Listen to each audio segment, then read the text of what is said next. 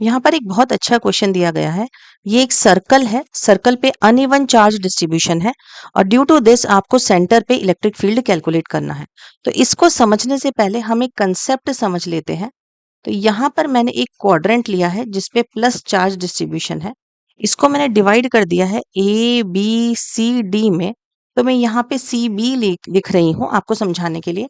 Lambda इसकी linear charge density है। Linear charge density क्या होती है? लीनियर चार्ज डेंसिटी होती है Q by L, charge per unit length. तो इसको हम D Q by D L भी लिख सकते हैं। What does it mean? कि एक अगर हमने छोटा सा पोर्शन यहाँ कट करा जिस पर डी क्यू चार्ज है, ठीक है, और जिसकी लेंथ डी एल है, तो उसकी लीनियर चार्ज डेंसिटी क्या हो जाएगी? D Q by D L. Okay, अब अगर मुझे डी क्यू निकालना है तो डी क्यू क्या हो जाएगा बेटा? Lambda D L. करेक्ट। अब मुझे ये लैम्डा ये डी एल चाहिए कितना है? तो मैंने क्या किया, मैंने इसको डिवाइड किया और यहाँ पे लिखा it is D theta. Okay, तो डी थीटा क्या है? Small angle. अब ये यहाँ से कितने एंगल पर है? It is at theta. ये आप याद रखेंगे। क्लियर? ओके, तो हमारा डी क्यू कितना हो गया? Lambda into DL. डीएल क्या हो जाएगा? हमें पता है एंगल इज इक्वल टू क्या होता है? Arc upon radius. Clear? Okay, तो यहाँ पे एंगल क्या है? डी थीटा और आर्क क्या है? डीएल और रेडियस है आर। तो डीएल इज इक्वल टू क्या हो जाएगा? Are D theta. तो वो हम यहाँ पे लिख देंगे। क्लियर हो गई बात? Okay, yes. तो अब हमारा डी क्यू की वैल्यू क्या आ गई? It is lambda r D theta. ये हो गया क्लियर। अब हमें ये अच्छे से पता है कि हमारा कोई भी अगर चार्ज होता है तो उससे एक सर्टेन डिस्टेंस आर पर इलेक्ट्रिक फील्ड की वैल्यू क्या होती है? It is E is equal to K Q by r, K Q by r square. Right? Okay, अब यहाँ पे हमने डी क्यू की वजह से ले रहे हैं तो हमारा कितना हो जाएगा इलेक्ट्रिक फील्ड? जिसको हम लिखेंगे डीई। कितना हो जाएगा? K D Q upon r square. Clear हो गई बात? ये डी क्यू की वैल्यू जो है वो हम यहाँ से उठा के रख देंगे। This is K lambda r D theta by r square. तो अब इसको क्या लिख सकती हूँ मैं? K lambda D theta by r. यहाँ तक क्लियर हो गया?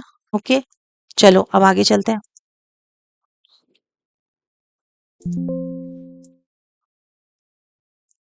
ठीक है, ओके।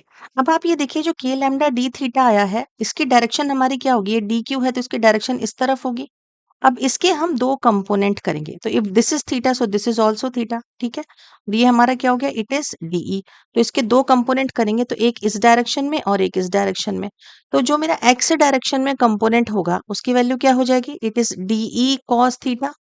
क्लियर? ओके, और ये हमारी कौन सी डायरेक्शन है? It is minus I direction. ऐसे ही हमारी वाई में क्या हो जाएगी? E Y is equal to D E Y, sorry, it is DE sine theta. और इसको क्या लिख देंगे हम? माइनस जे कैप। क्लियर हो गई बात? ओके, अब हमें इसको इंटीग्रेट करना है। ठीक है, तो ये कहाँ से कहाँ इंटीग्रेट होगा? 0 से पाई बाय 2 तक है ये। तो हमें डी थीटा कहाँ से वेरी कर रहा है? 0 से पाई बाय 2 तक। तो अगर अब डी ई एक्स, अगर मुझे कंप्लीट ई एक्स निकालना पड़ेगा तो हम क्या लिखेंगे? D E X is equal to integrate 0 to pi by 2 DE cos theta. Okay, I am just taking the magnitude here. तो यहाँ पे डीई का मैग्नीट्यूड क्या है? K lambda D theta by r. ये वैल्यू यहाँ पुट कर देंगे तो हमारा आ जाएगा 0 to pi by 2 K lambda D theta by r and it is cos theta. Clear? अब आप यहाँ से क्या करेंगे? आप यहाँ से के लैम्डा बाय आर को बाहर ले लें। अब integration 0 to pi by 2 cos theta ये कर लेते हैं। क्लियर हो गई बात? चलिए अब आगे। अब हम क्या करेंगे? कॉस थीटा का इंटीग्रेशन क्या होता है? Sine theta. तो हम यहाँ पे क्या कर देंगे? This is sine theta. Limit क्या हो जाएगी? 0 से पाई बाय 2 तक। ठीक है, ओके। तो अब K lambda by r sine pi by 2 minus sine 0। Okay, तो अब यहाँ पर हमारे ई एक्स की वैल्यू कितनी आ जाएगी? It is K lambda by are, क्योंकि साइन पाई बाय 2 क्या होता है? It is 1। क्लियर हो गई बात? अब अगर मैं इसको डायरेक्शन के साथ लिखूंगी तो ऊपर मैंने यहाँ मेंशन किया what is the direction? It is minus I cap. Clear हो गई? इसी तरीके से हम ई वाई निकालेंगे। ई वाई की वैल्यू क्या आ जाएगी? डीई की वैल्यू क्या थी हमारी? It is K lambda by r. Okay, integration sine theta D theta. Okay, अभी हमने निकाली थी ई वाई ई की वैल्यू, डीई की value K lambda by r D theta. तो उसी तरीके से ये आ जाएगी और इसकी लिमिट क्या हो जाएगी? 0 से पाई बाय 2। अब जब हम इसको सॉल्व करेंगे तो देखिए हमारे पास क्या आंसर आता है।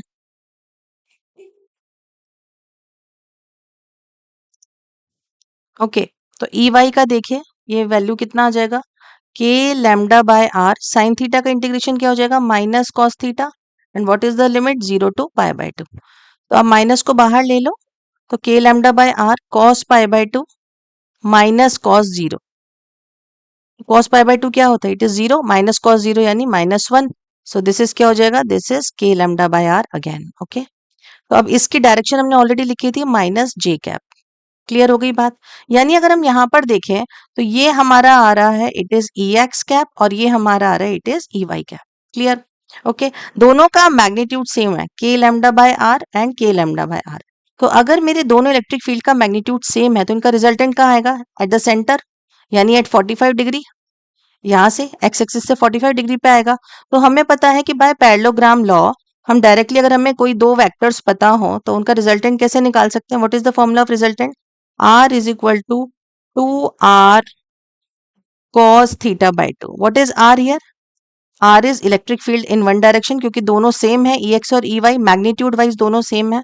तो हम यहाँ पे E net कितना लिख सकते हैं it is 2E cos theta by 2 and what is theta here it is 90 degree. तो cos 90 by 2 is cos 45। cos 45 कितना होता है इट इज 1 by √2 राइट। तो दिस इज 1 by √2 तो हमारा कितना आ गया it is E√2 sorry this is E√2 is your answer. तो ये हमने किससे निकाला एक क्वाड्रेंट के कारण। तो आप क्या देख रहे हो कि जब भी हम एक क्वाड्रेंट के कारण निकालते हैं तो हमारा कितना आता है इट इज E√2 और हमारी डायरेक्शन कैसी आएगी इस तरीके से। क्लियर हो गई बात। चलिए अब इस प्रॉब्लम को हम आगे समझते हैं कैसे करेंगे। तो हमारा यहाँ पे इस क्वाड्रेंट की वजह से हमारा कितना आ गया ई नेट हो गया K lambda by r and it is √2। Clear हो गई बात। ओके अब हमें ये तो पता चल गया इसी तरीके से हम इन चारों की वजह से यहाँ सेंटर पे निकाल सकते हैं बट ये बहुत ही लेंदी प्रोसेस है। तो इसके अंदर एक शॉर्ट प्रोसेस है जो मैं आपको बताती हूँ ध्यान दीजिए। देखो ये लैम्डा है इट इज पॉजिटिव तो जो भी पॉजिटिव होगा उसकी वजह से इलेक्ट्रिक फील्ड इधर आएगा। Clear. Okay now we take this negative वाला लैम्डा इसकी वजह से भी क्या होगा अट्रैक्टिव तो ये भी इधर आएगा। बात क्लियर हो गई राइट। अब हम बात करते हैं इसकी तो ये -2 लैम्डा के कारण इधर आएगा और इस -2 लैम्डा के कारण भी इधर आएगा। तो ये वाला और ये वाला दोनों एक दूसरे को कैंसिल आउट कर देंगे। क्लियर। अब हमारा जो इस साइड ये दोनों आ रहे हैं ये दोनों क्या हो जाएंगे ऐड। अब हमें पता है कि इसकी वजह से कितना आ रहा है इट इज के √2 K lambda by are. Clear. और ये जो माइनस लैम्डा है क्योंकि ये दोनों ही सेम लीनियर चार्ज डेंसिटी है और ये हमारा लेंथ भी सेम है तो इसकी वजह से भी कितना आएगा it is √2 K lambda by are. बात क्लियर हुई। यानी इन दोनों की वजह से जो मेरा नेट इलेक्ट्रिक फील्ड होगा वो क्या होगा ऐड हो जाएगा। तो अगर हम सेंटर पे निकालेंगे तो हमारा ई नेट कितना आ जाएगा it is 2 into √2 K lambda by are. Clear हुई बात। जिसको हम क्या लिख सकते हैं ये लिख सकते हैं। क्लियर। अब के को हम क्या लिख सकते हैं बेटा के को हम लिख सकते हैं 1/4 pi epsilon not. Okay lambda as it is r यहाँ पे।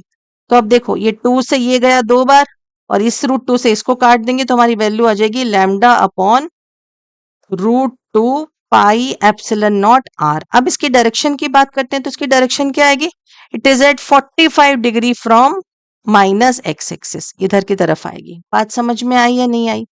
क्लियर हो गई बात। ठीक है चलिए वेरी गुड।